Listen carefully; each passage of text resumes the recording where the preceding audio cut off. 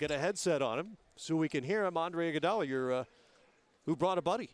Yes, my little man. My little man, he always ride with me. He go everywhere I go. What's his name, Andre? It's Andre the Second. Andre the Second. You know what? You're clean. Clean. My mom always keep him clean. He's always clean. Andre the Second's got a blazer, and now he's got a dad who's a Finals MVP. How great is this? I don't even know how to describe it. Like, you know, I was just talking to D Wade up there, and it's like it was like this, and he was like, yeah, man, you don't know what to say, you don't know what to do. I mean, my brain is still working on scouts, how to guard LeBron, pick and rolls with certain guys, and it's like, what next? You know what I mean? So we're going to enjoy this one, though. This has been a long season, and this is a great reward. Andre, talk about, I said it before you came on, that the sacrifice you made, not starting Steve Kerr, coming to you and starting Harrison Barnes. Talk about your mindset when you heard that, and then you stayed in the moment, and then to come out to win the Finals MVP, not ever starting a regular season game. Just speak to the process. Well, when your mind is working about how do you adjust. You know what I mean? Like, you know, I'm so used to coming off the bench, and I had gotten a decent rhythm with the second unit guys. And I was thinking, you know, how do you come out? Do you come out aggressive? You look to shoot. You know, you look to pass. You don't want to disrupt their rhythm because they're used to having a rhythm the whole season too. But when that ball went up, it was just like, just hoop. It was like you at the park. And, you know, I'm known as a player who can do a lot of different things on the floor. So I'm just going to play my game, and it's going to work out for everybody. I wonder, Andre, there'll be so much talk about your sacrifice with regards to winning this MVP and the role you played for Golden State. But can you take us back to the conversation with Steve Kerr regarding this role and how that came about? He came to see you, and were you saying yes, yes, and then when he left the door, you're going, I'm not doing that? Or was there, I mean, how did that go? He kind of gave a hint. He doesn't know. I remember everything. Like, if you say something to me, I'll remember it. And he did a kids clinic somewhere, and I get a text from somebody like, you know, coach, talking about bringing you off the bench. This is like right after he got the job. So it hit the news wave that coach was saying we might start this guy or that guy, and he hit me immediately. Like, I was just talking to the kids like anybody can start. You know, he's just talking about basketball.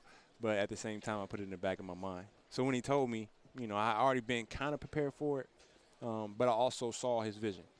And in order for us to be a better complete team, using 12 guys, it would be great for me to come off the bench and kind of get us where we wanted to be, especially with our offense. You know, being a great passer, being able to run offense certain ways and exactly the way he wanted to, because, you know, I watched him a lot with the Bulls, and then we're both from Arizona, so we kind of have the same basketball background, and we understand the same things. Andre, I had a chance to sit down with you after Game 1 and interview you for Inside Stuff, which I hear little Andre is a fan of. Yeah.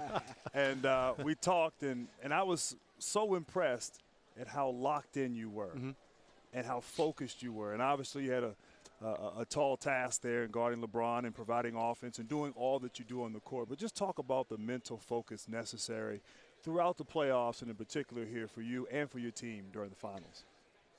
I think that you just say locked in, and, you know, the average person or the average fan doesn't really quite understand what that means. I mean, it's like I'm watching a movie with my little man, and I'm thinking about the game. Like, I'm actually thinking about, all right, J.R. Smith, you want to get to his right hand. You push him left, make him get in the paint, make him make a decision. That's best for us. With LeBron, he loves the left wing pulling up for three. He really won't pull up from three anywhere else. He gets to dance, and he has a certain move. Like, everything is running through my mind, like the whole playoffs, and you just never turn it off. And the funny thing is, you know, I'd be at home, and my fiance would be like, I can actually feel the heat coming off your body, and she wouldn't be touching me. Like, my engine was just running, and I'm just happy I could turn it off. How would you describe the defensive assignment you had against LeBron for much of this series? Very mentally challenging. You know,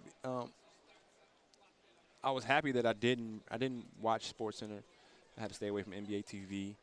I stayed off Twitter, stayed off Instagram, any social media I had to stay away from, because those things can kind of clog your mind and throw you off a little bit. So I stayed with it, and he said he was the best player in the world. I don't think he should have said it.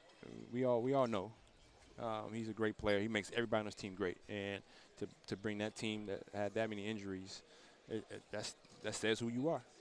Andre, last question for me. When you talk about this Golden State Warriors, I talked to Draymond a lot. He said how close you guys were Talk about the experience of you guys generally liking each other, getting along, and hanging out outside of the basketball arena in practice, being able to get along and really enjoy each other and trust each other, and could speak freely when you guys accept criticism from your teammates. That's one of the things that you really don't see that often, especially in the league full of, you got stars and guys who want to be stars. And guys, it's me. When I want to get paid. I want to be a superstar. I want to have my own shoe. But we got just a great group of guys. The management did a great job of, I don't know if they knew personalities and how to match them, but it's crazy because we really like each other. Like, teams say that all the time, but guys don't like each other that much. Or you got like 3 or 4 cliques. Like, they hang out. We would have like 10 guys going to dinner, 8 guys going to the movies. We had like 7 guys go to the movies last night. And we all can joke with each other. We throw punches at each other. It's never personal because when we get on this court, we know we riding together. I'm guessing you like each other that much more now because you now have this shared experience as NBA champions. Congratulations on the award, the championship as well. You get to keep this in your room. Is that where this is going? Where's it going to go? Your room. He's claiming it already.